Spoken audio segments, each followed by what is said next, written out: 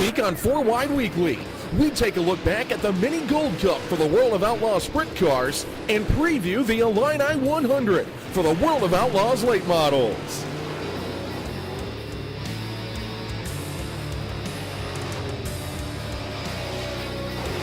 The World of Outlaws Sprint Cars would invade Silver Dollar Speedway for the Mini Gold Cup, with bragging rights on the line, and night one's front row would feature 4-time World of Outlaws champion Donny Schatz on the pole and 2-time King of California winner Jonathan Allard to the outside. The pair would power away from the field at the green, with Allard trying to get under Schatz a couple of times, but in the end nobody would be able to touch Donny Schatz as he would grab his second win of the year. Allard came home in second. Joey Saldana would take third spot ahead of Tim Kading, and Steve Kinzer would round out the top 5. Night 2 would fall victim to the rains and would be canceled. We're not 100% where we're comfortable with the car and all the stuff yet, so to have 2 wins in this position at this time of the year and not be 100% confident in what we got going on yet is it's pretty good. We take a look at the current World of Outlaws point standings, and after grabbing his second win of the season, Donny Schatz holds the current point lead over Joey Saldana. Sammy Swindell and Jason Sides are tied for third, 26 points back, while the Kinzers hold down positions 5 and 6.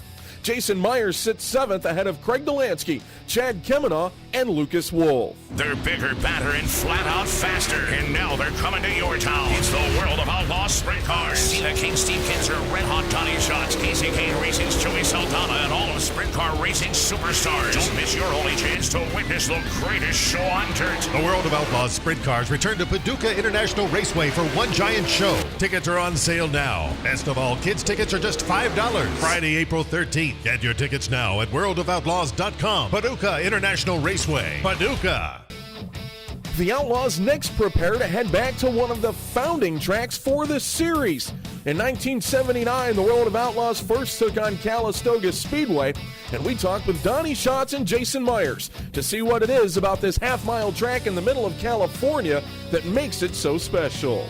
Definitely probably one of the strangest, well, I wouldn't say strange, it's the uniquest place we go to, up in the Napa Wine Valley, and the setting that it's in the mountains, and there's it's not commercialized. I remember the first time I went there, and we're turning left and we're turning right through these little tiny neighborhoods in Calistoga, and I'm thinking, where are we going? And all of a sudden we pop through the trees and there's a racetrack, not just a racetrack, but a half-mile racetrack in California. It's unique to go to. It's probably the largest track we'll get to out on the West Coast, and we had an absence there for a little while, so it's always great to get back. It's a great facility. It's always a lot of fun going up there. Just a great area to be in. And I think still probably the neatest part about it is where it's located. It's just incredible that it exists there, and usually it's great racing. It's always been a good track for me. And don't forget, you can watch all the action from Merced Speedway and Calistoga Speedway this weekend live right on your computer at dirtvision.com. The action, the battles, the excitement. Get ready for 800 horsepower of ground-shaking racing. The Super Dirt Car Series Big Block Modifieds are coming to your town. Be there to witness the mighty big blocks. The Super Dirt Car Series Big Block Modified are returning to Canandaigua Motorsports Park for the Jan Corcoran Memorial, presented by Empire, Seneca Recycling, and Extreme Lubricants. Tickets are available at the Speedway box office. Saturday, April 7th, Canandaigua Motorsports Park. After a one-year absence from Farmer City Raceway, the Illini 100 is coming back. We called up Rick Eckert, Jason Feger, and Shane Clanton to get their take on what makes this quarter-mile track one of the hardest around. Well, it's a tough race, it really is, because one of them racetracks where it usually starts out really fast, and then it goes really fast with a cushion, and then it goes ice to a cushion. So it's usually a pretty difficult race. 3 and 4 is real challenging, staying out on the wall, and then 1 and 2 is probably even a little trickier yet. If you're on the top side, not trying to slip off of the banking there, and or off of the backstretch even. So, and then the same way on the bottom, you got the U tires down around the bottom, and usually it's pretty 2 distinct grooves there, and it's definitely a pretty challenging racetrack, especially you're gonna have a lot of 2 and 3 wide, so you don't get much of a chance to relax up very long. You got to make sure you hit the right line. The racetrack changes from top to bottom there between qualifying and heat. So if you can hit the right adjustments to your car.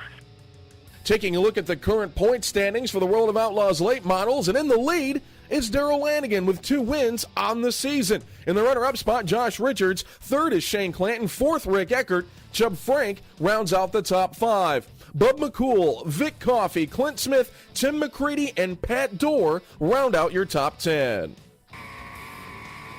Be sure to join us next week here on 4 Wide Weekly as we take a look back at the Illini 100 and wrap up the World of Outlaws Sprint Cars West Coast Tour.